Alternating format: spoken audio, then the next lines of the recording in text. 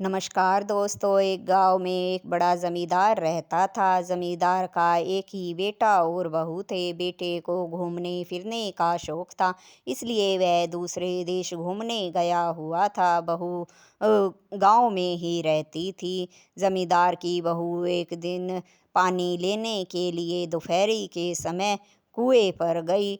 गर्मी का मौसम था। उसने कुएं से पानी निकाल कर मटका तो भर लिया। फिर सोचा कि ठंडा पानी है, अपने हाथ पांव और अच्छे से धो लेती हूँ। वह कुएं पर अकेली थी और हाथ पांव धो रही थी। तभी अचानक से वहाँ चार आदमी आए और उससे कहने लगे कि हमें प्यास लगी है, पानी पिला दो। वह उन्हें जानती भी नहीं थी, वे इस गांव के भी नहीं थे, कहीं दूर से आए लगते थे। बहू ने उस समय उन चारों को वहां कुएं पर पानी पिलाना उचित नहीं समझा।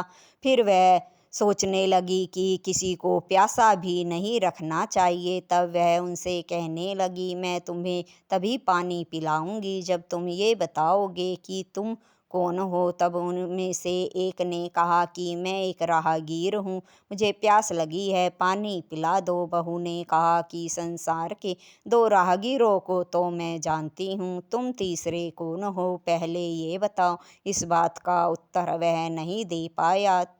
तब दूसरे ने कहा कि तुम मुझे तो पानी पिला दो। तब बहू ने कहा कि अब तुम कौन हो, पहले ये बताओ। दूसरे ने कहा, मैं गरीब आदमी हूँ। तब उसने कहा कि दो गरीबों को तो मैं जानती हूँ, तुम तीसरे कौन हो, पहले ये बताओ।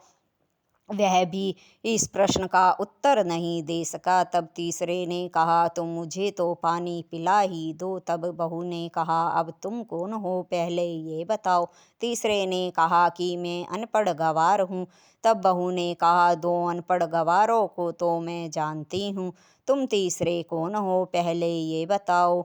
वह भी नहीं बता सका। फिर चौथे ने कहा कि तुम मुझे पानी पिला दो, बड़ी जोर से प्यास लगी है। तब बहू ने कहा, पहले ये बताओ अब तुम कौन हो। तब चौथे ने कहा, मैं एक मूर्ख हूँ। तब बहू ने कहा कि दो मूर्खों को तो मैं जानती हूँ, तुम तीसरे कौन हो, पहले ये बताओ। अब चारों बहू के सवालों के जवाब नहीं दे सके तो वापस बिना पानी पिए कुएं से लौटने लगे।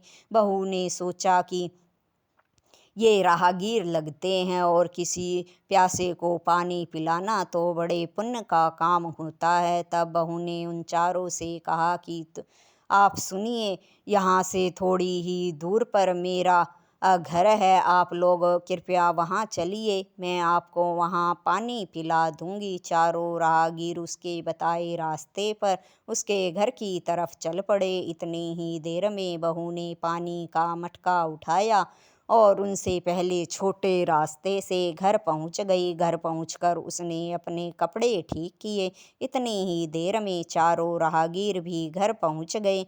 उस समय जमींदार घर में नहीं था। बहू ने चारों को पानी दिया और थोड़ा गुड़ खाने को दिया। चारों राहगीर पानी पीकर और गुड़ खाकर वापस अपने रास्ते चल पड़े। आगे से जमींदार आ रहा था। जमींदार ने उन चारों को जब घर से बाहर निकलते हुए देखा तो जमींदार ने भी उन लोगों को नहीं पहचाना। वह सोचने लगा, यह तो इस गांव के नहीं हैं, ज़रूर मेरी बहू ने ही इन्हें चारों को यहाँ बुलाया होगा, क्योंकि मेरा बेटा तो यहाँ है नहीं और इस समय घर में कोई कोई नहीं था और ये इस गांव के भी नहीं है। मेरी बहू चरित्रहीन है, उसने ही इन लोगों को यहाँ बुलाया है। जमींदार सोचने लगा, इस बात का फैसला अब राजा ही करेंगे।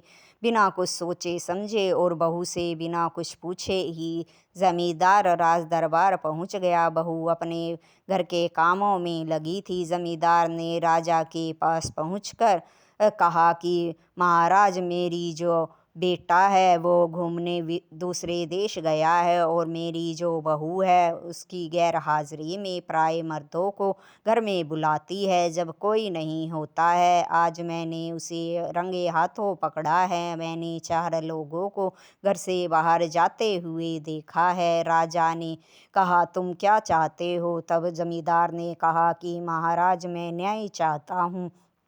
तब राजा ने अपने सिपाहियों से कहा कि तुम जमींदार के घर जाओ और इसकी बहू को राज दरबार में लेकर आओ। तब 2 सिपाही जमींदार के घर चले गए और बहू से कहने लगे कि तुम्हें राजा ने राज दरबार में बुलाया है। बहू सिपाहियों को देखकर अचानक से चौंक गई और कहने लगी, भला राजा ने मुझे क्यों राज दरबार में बुलाया है? तब सिपाहियों ने कहा, इस बात का तो हमें नहीं पता, लेकिन आपके जो ससुर जमींदार साहब हैं वो भी राज दरबार में ही हैं। उन्होंने आप पर चरित्रहीनता का आरोप लगाया है। तब बहू कहने लगी, ठीक है, राजा से पहले ये पूछ कर आओ कि वे मुझे बेटी के या बहू कौन से रूप में राज दरबार बुलाना चाहते हैं। सिपाही वापस राज दरबार लौट गए।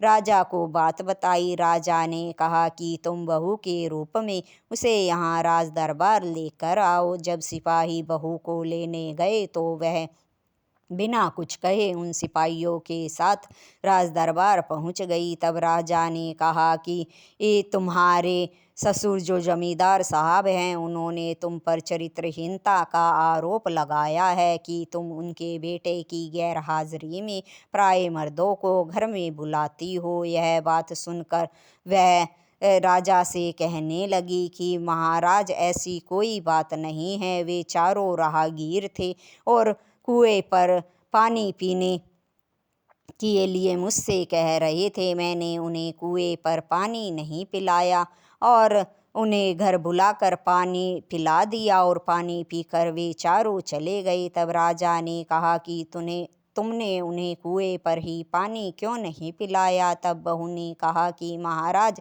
एक तो उस समय दोपहरी थी, कुएं पर मेरे अलावा कोई नहीं था और जो वे 4 आदमी थे वे अनजान राहगीर थे, उन्हें मैं जानती भी नहीं थी और उस समय मेरे शरीर पर अच्छे से कपड़े भी नहीं थे। इसलिए मैंने उनसे 4 सवाल पूछे जिनका जवाब वे मुझे नहीं दे सके। तो मैंने सोचा कि प्यासे को पानी पिलाना तो धर्म का काम होता है, इसलिए मैंने उन्हें अपने घर पानी पीने के लिए बुला लिया और पानी पीकर वे वहाँ से चले गए। तब राजा कहने लगे, ऐसे कौन से सवाल तुमने उनसे पूछे जिनका जवाब वे नहीं दे सके? मुझे बताओ, मैं उनका उत्तर भी जानना चाहता हूँ। तब बहू ने कहा कि पहले आदमी से मैंने पूछा कि तुम कौन हो? तब उसने कहा कि मैं राहगीर हूँ। तब मैंने कहा था कि 2 राहगीरों को तो मैं जानती हूँ, तुम तीसरे कौन हो? इस सवाल का जवाब वह नहीं दे सका। तब राजा ने कहा, तुम कौन से 2 राहगीरों को जानती हो? बहू ने कहा, सूरज और चांद। फिर राजा ने कहा कि तुमने दूसरे आदमी से क्या पूछा? तब बहू ने बताया कि मैंने पूछा, तुम कौन हो? तब उसने कहा, मैं एक गरीब हूँ। तब मैंने कहा कि 2 गरीबों को तो मैं जानती हूँ, तुम तीसरे कौन हो? इस सवाल का जवाब भी वह नहीं दे सका। राजा ने कहा, तो इसका उत्तर मुझे बताओ।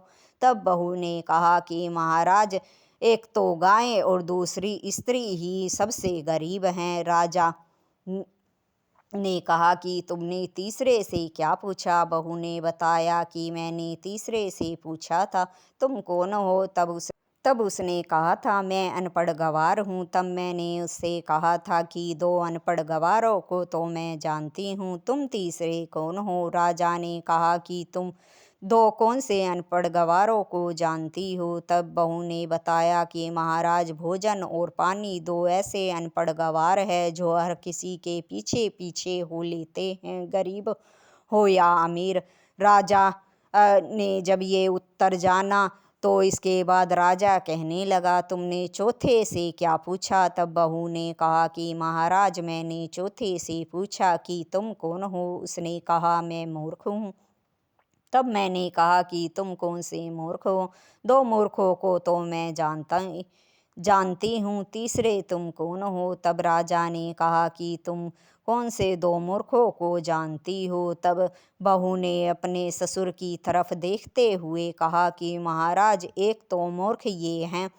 तब राजा से उसने कहा कि ये मूर्ख इसलिए हैं क्योंकि ये मेरे ससुर हैं। अगर ये घर में ही मुझसे उन चारों आदमियों के बारे में पूछ लेते तो मुझे राज दरबार नहीं आना पड़ता और मैं इन्हें सारी सच्चाई बता देती। इन्होंने बिना कुछ जाने समझे मुझ पर चरित्रहीन होने का आरोप लगा दिया। यह बात सुनकर जमींदार की नाड़ नीची हो गई। फिर राजा ने कहा कि दूसरा मूर्ख कौन है। तब बहू ने बिना डरे कहा कि इस राज्य का जो राजा है वो दूसरा बड़ा मूर्ख है।